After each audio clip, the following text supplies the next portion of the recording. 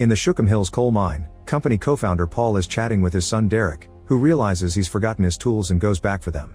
Suddenly a shadow jumps out and drags Derek away. Paul hears his son begging for help and rushes to save him, only to be hit down by the mysterious enemy. A strange noise echoes in the mist as the creature reaches out to stab Paul, then a bleeding Derek is taken away screaming. Many years later, an adventurer called Ariane is looking at a bunch of newspaper clips that talk about the workers in the Shookham Hills mines dying in a huge fire. To this day, the authorities still don't know what happened, and the mining operation was closed after the tragedy. The weirdest part is that Shookham Hills hasn't appeared on maps since the 70s and its population seems to have disappeared. Ariane is gathering as much information as possible about it because she's been hired by a group of scientists to find the mines again. When they're finally ready, the group leaves in Ariane's car and quickly notices their phones have no signal. Eventually they cross a small town and stop at the store for supplies.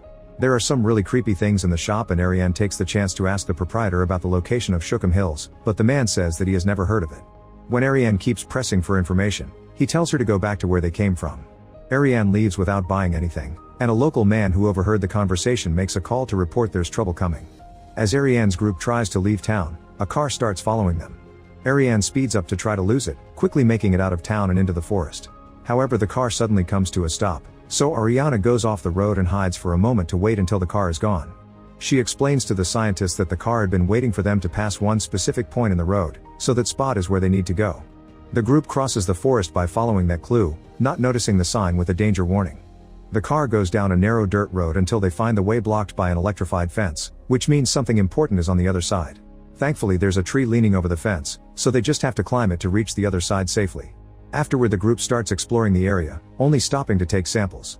Eventually they decide to set camp by the river to rest for the night. The scientists spend the evening discussing theories about the disappearance of Shookham Hills. Darren thinks it was a sinkhole, but Sean thinks the American government was making its own version of the well to hell, referring to a hole dug by the Russians that went so deep it supposedly broke through hell. He even has a recording of the strange sound they discovered in that hole, which almost sounds like a creature moaning. Sean believes it's the screams of the damned, but Darren says it's just the grinding of tectonic plates.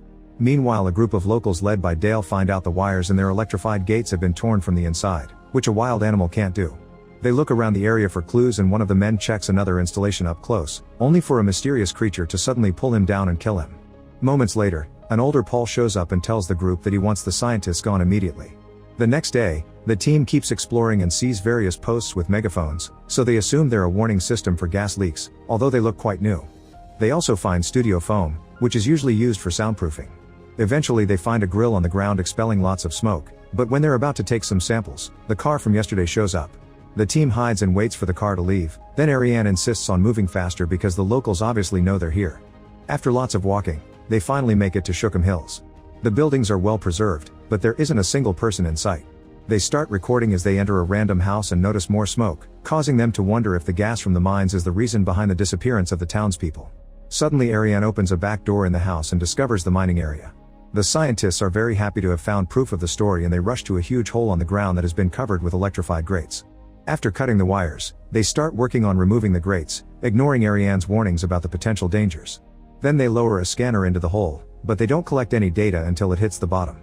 It seems the hole has lots of a pure rare metal known as anthracite, but while the scientists celebrate, Terry hears a weird noise that suddenly becomes a screech and hurts his ears. He takes off his headphones and makes everyone hear the noise on the scanner, but suddenly he steps on a rope and is dragged into the hole by a mysterious force. As Terry bleeds and cries for help, Ariane prepares the climbing equipment and goes down the hole with Jamie.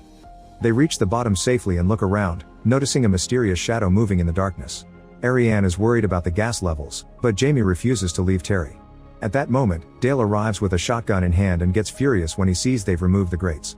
He immediately starts cutting the ropes, so Sean hits him to knock him out, but one of the ropes still falls. This worries Ariane and Jamie enough to make them climb out, and since they don't have signal to call for help, they have no choice but to leave in Dale's car and send someone to rescue him later. The group drives through the forest, but the car comes to a sudden stop when it gets stuck in a crack on the ground, forcing them to proceed on foot. When night falls, Dale wakes up near the hole and uses his radio to alert his friends about a breach, but at that moment, the mysterious creature kills him too. Dale's call triggers an alarm that rings all over the forest. Ariane's group tries to hurry up, but they start hearing that weird sound again, which is similar to the recording Sean played the other night. They turn off the flashlights as they sneak around so Ariane can use night vision and she finally gets to see the monster, which suddenly attacks the group. They fail to shoot it and start running, but sadly Sean is captured and dragged away.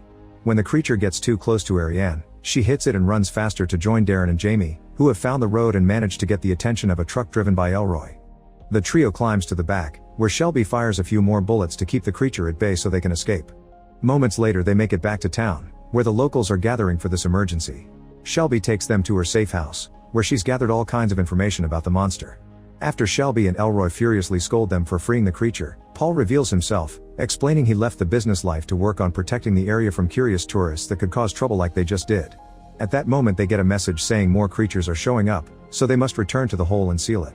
On their way out, they hear the creatures nearby, so they immediately hide behind a truck. Another radio message tells them to go to another safe house because too many monsters are coming, but the closest house is uphill. Elroy knows he can't run fast, so he volunteers to distract the monsters to give the group a chance to escape. With a Molotov in hand, he rushes out to meet the creatures, and the resulting explosion kills him too. Meanwhile the group makes it to the safe house and tries their best to stay quiet. However, there's a monster right outside the window, and when Shelby's radio makes noise, the creature makes a noise to call for backup. Suddenly the creature enters the house, so the group runs into a different room. They throw a plate to distract the monster and run to a room in the back, locking the door behind them. However, the monster is strong enough to punch a hole in the door and send Jamie flying through the floor, which breaks the wood and reveals a secret tunnel. The team goes down and starts running, finding that the tunnel takes them to a cave. The monster is getting closer, so Shelby decides to stay to distract it while the others keep going. While the creature chases after Shelby in the opposite direction, the trio finds the exit and breaks down the fence to come out. Then they try to put the fence back up, but at that moment, more monsters show up. Jamie activates a grenade to kill them, however the monsters grab him and during the struggle, he dies in the explosion too. Ariane and Darren have no choice but to keep moving, slowing down when they end up in a very narrow passage. Eventually they reach a huge cavern and Darren can't help stopping for a moment to deal with his exhaustion and grief. He regrets bringing everyone here and admits he didn't do it for science. The truth is that a mining company would pay him lots of money for the anthracite. In return, Ariane admits that during an expedition to the Himalayas, she had to let a client die to save her own life. Since Darren has lost all hope, Ariane decides to continue alone but promises to come back for him. Meanwhile in town, all the locals led by Paul use the megaphones to attract the monsters to the gate and quickly open fire to kill as many as possible. At that moment Ariane returns to the surface and starts following the sound of the shots, only to suddenly hear a monster approaching. She manages to hide in the trash and waits for the monster to leave, but when she comes out, the creature knocks her out from behind. When Ariane wakes up, she finds herself on a raft with a dead Shelby and a monster. She also panics when she realizes her legs are paralyzed. She tries checking the water, only to discover there's a nasty critter there too. Her scream gets the attention of the creature, who puts her to sleep again. Moments later, Ariana wakes up and discovers she's with Darren and Sean. While Darren tries to give her a grenade, Sean says that these creatures are alternative species that colonize like ants. Suddenly two monsters grab Sean and bring him to feed their queen, who is bigger but incapable of moving. While Sean is eaten, Ariane manages to grab the grenade, but the creatures grab her to use her as food too. Luckily Darren has his phone and activates the alarm to get the attention of the monsters, giving Ariane the chance to throw the grenade into the queen's mouth. The queen quickly dies while Ariane and Darren run away with the monsters closely following them. Eventually they find a rope leading to the ground and Ariane quickly climbs up, but Darren is slower. Soon a creature is climbing the rope too, so Darren stabs it with a knife, but since more monsters are coming, he decides to cut the rope instead. Darren falls to his death and while the monsters feed on him, Ariane sees the locals arrive. A man almost cuts the rope, but Paul pushes him away and helps her out instead. Then the locals use flamethrowers and rifles to keep all the creatures contained in the hole. Afterward Paul drives Ariane to the gate and tells her about Derek's death. He points out nobody will believe her story and asks her to help, so Ariane agrees to stay and fight. Make sure to subscribe and turn on notifications so you can watch more videos like this. Thanks for watching.